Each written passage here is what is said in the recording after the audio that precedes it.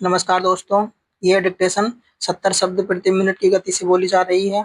Dictation start होगी 5 second बाद। Start. प्रकरण की सुनवाई के दौरान अभियोजन पक्ष ने मोबाइल फोन से प्राप्त संदेशों तथा इलेक्ट्रॉनिक अभिलेखों को साक्ष्य के रूप में प्रस्तुत करने की अनुमति मांगी।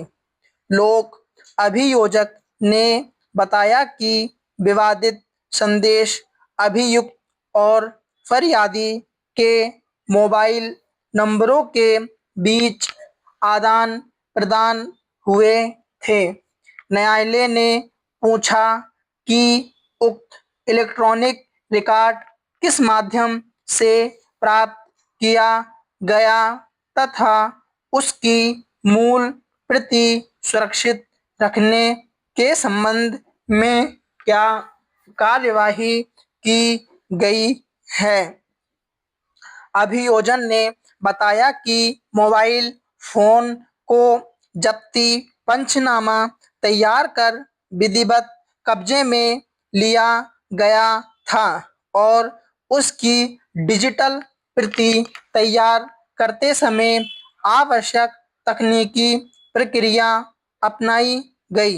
इलेक्ट्रॉनिक रिकॉर्ड के संबंध में भारतीय साक्ष्य अधिनियम 2023 के प्रासंगिक प्रावधानों के अनुसार प्रमाण पत्र भी प्रस्तुत किया गया।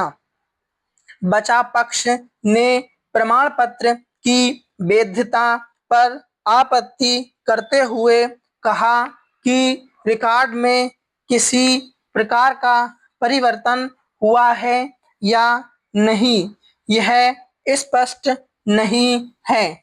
बचाव पक्ष के अधिवक्ता ने आगे कहा कि मोबाइल फोन कई व्यक्तियों के संपर्क में रहा था और केवल स्क्रीनशॉट प्रस्तुत करने से यह सिद्ध नहीं होता है कि संदेश वास्तव में अभियुक्त द्वारा भेजे गए थे।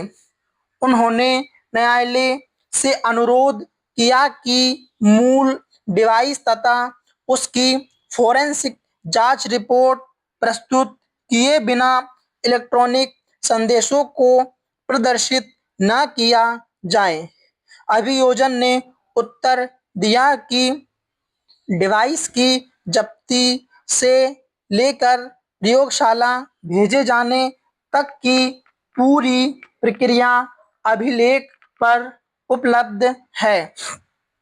न्यायालय ने रिकॉर्ड का परीक्षण करने के पश्चात पूरी प्रक्रिया इलेक्ट्रॉनिक साक्ष्य की स्वीकृति का निर्धारण केवल स्क्रीनशॉट के आधार पर नहीं किया जा सकता। रिकॉर्ड के स्रोत सुरक्षित रखने की प्रक्रिया, प्रमाण पत्र तथा तकनीकी सत्यापन को भी ध्यान में रखा आवश्यक है। न्यायालय ने डिजिटल फोरेंसिक प्रयोगशाला से प्राप्त रिपोर्ट का अवलोकन किया, जिसमें मोबाइल डिवाइस की जांच और उसमें उपलब्ध संदेशों की तकनीकी स्थितियों का विवरण दर्ज था। रिपोर्ट में यह उल्लेख था कि जब्त डिवाइस से प्राप्त डेटा का सुरक्षित प्रतिरूप तैयार किया गया था और जांच के दौरान मूल डेटा में कोई परिवर्तन नहीं किया गया। बचाव पक्ष ने रिपोर्ट तैयार करने वाले विशेषज्ञ को प्रति परीक्षण के लिए बुलाने का अनुरोध किया। न्यायालय ने आवेदन स्वीकार करते हुए विशेषज्ञ को अगली तिथि पर उपस्थित होने का निर्देश दिया। अभियोजन को विशेषज्ञ की उपस्थिति सुनिश्चित करने तथा संबंधित मूल अभिलेख प्रस्तुत करने का आदेश दिया।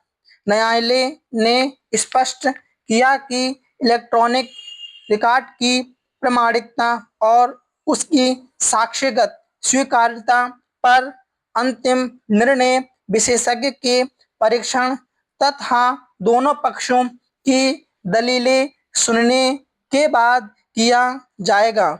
वर्तमान चरण पर किसी निष्कर्ष को अंतिम नहीं माना जाएगा। रजिस्ट्री को निर्देशित किया गया कि विशेषज्ञ को समन तत्काल जारी किया जाए तथा संबंधित डिजिटल अभिलेख सुरक्षित अभिरक्षा में रखा जाए। प्रकरण की अगली नियत तिथि पर प्रस्तुत करने का आदेश दिया गया। स्टॉप।